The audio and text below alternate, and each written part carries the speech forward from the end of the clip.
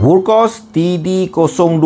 Dia dah datang sekali dengan bateri rechargeable. Lampu ni kalau kena hujan lebat pun tak ada hal sebab dia waterproof rating IPX8. Korang mesti nak tengok kan dia punya power macam mana. Okay, jom, let's go. So ni yang pertama, 10 lumen 150 jam dah boleh tembak sejauh 17 meter. Yang kedua pula 100 lumen 18 jam 59 meter. Yang ketiga 400 lumen 4 jam 110 meter. Yang keempat 1000 lumen 2 jam setengah 170 meter. Okay, ni last 2000 lumen geng. Aku punya bilik ni tak cukup besar lah, boleh bertahan 2 jam tembak sejauh 254 meter. Sebab bila nak pegang dia sedap-sedap je geng. Macam aku cakap tadi lah, itu adalah kegemaran aku secara peribadi. Lain orang lain cara.